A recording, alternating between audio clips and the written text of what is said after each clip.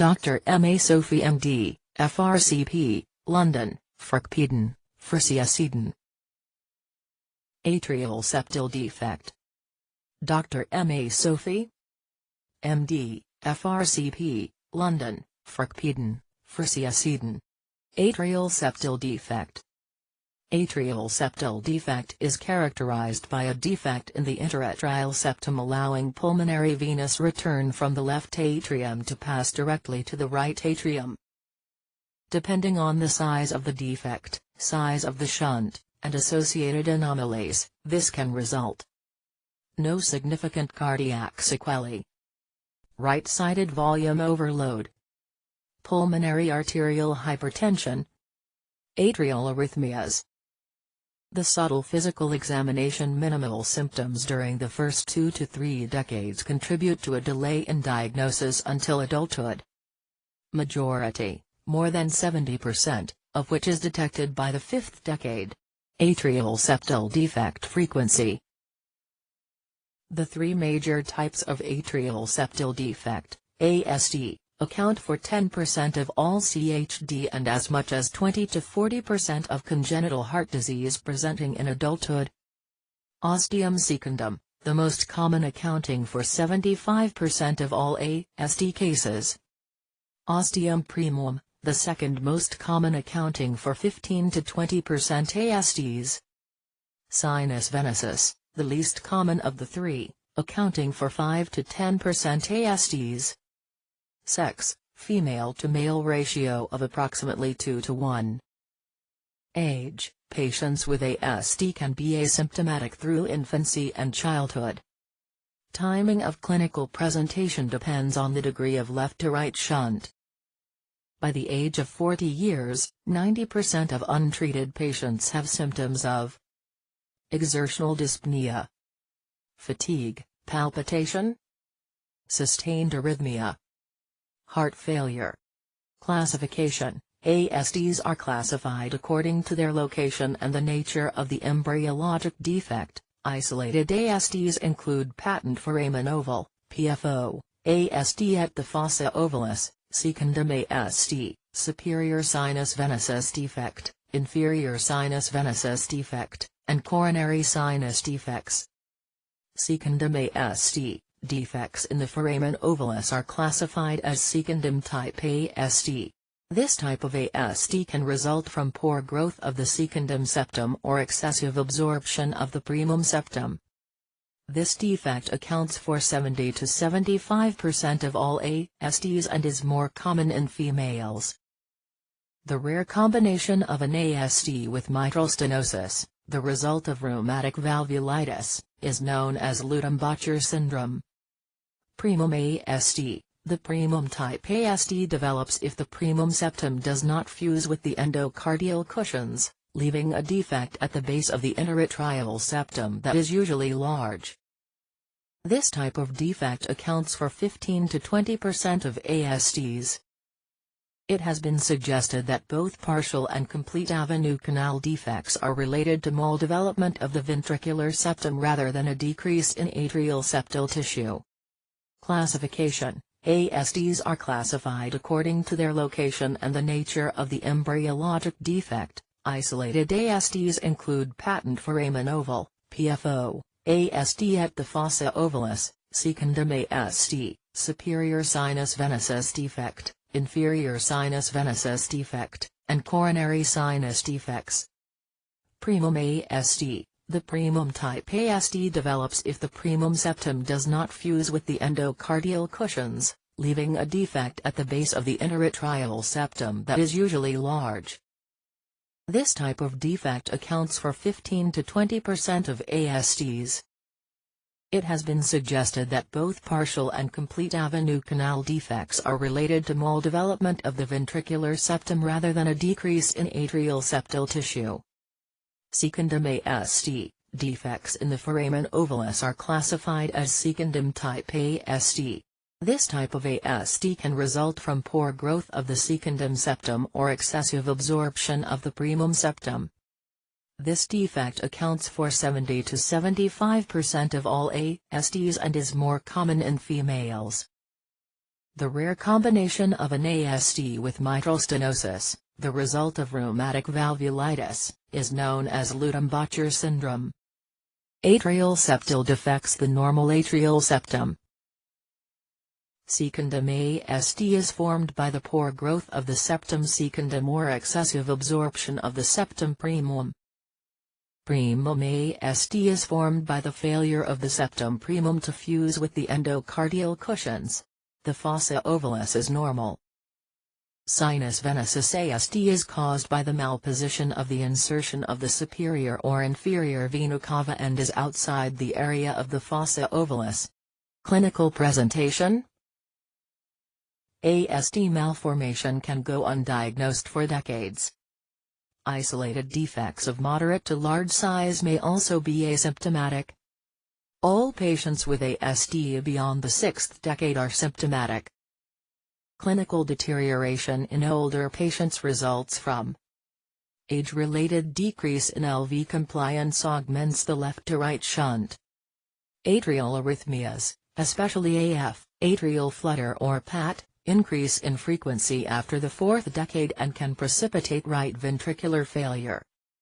Adults older than 40 years have mild to moderate pulmonary hypertension in the presence of a persistent large left-to-right shunt. The right ventricle is burdened by both pressure and volume overload. Clinical presentation: significant mitral regurgitation is associated with septum primum ASD. Its incidence, extent, and degree of dysfunction increases with age. Mitral valve insufficiency leads to further increase in left atrial pressure and a higher degree of left-to-right shunt. Most common presenting symptoms include dyspnea, fatigability, palpitations, arrhythmia, syncope, stroke, heart failure. Physical findings: the classic physical findings of an atrial septal defect, ASD, are related to the size and location of the defect, the size of the shunt at atrial level, and the pulmonary arterial pressure. Heart sounds: the characteristic finding in ASDs is fixed splitting of the second heart sound, S2. Heart murmurs: a mid-systolic pulmonary flow or ejection murmur loudest over the second left intercostal space. A murmur of mitral regurgitation may also be heard due to a cleft mitral valve in ostium primum defects and mitral valve prolapse in secundum defects. A diastolic rumble due to the increased flow across the TV. Precordial palpation: large left-to-right shunts can lead to one or more of the following findings. An enlarged and hyperdynamic right ventricle can produce a right ventricular heave. It can also cause chest wall deformity with a left precordial bulge. Enlargement of the pulmonary artery may be associated with a palpable pulmonary artery impulse at the left upper sternal border. This may be more pronounced in patients with pulmonary hypertension.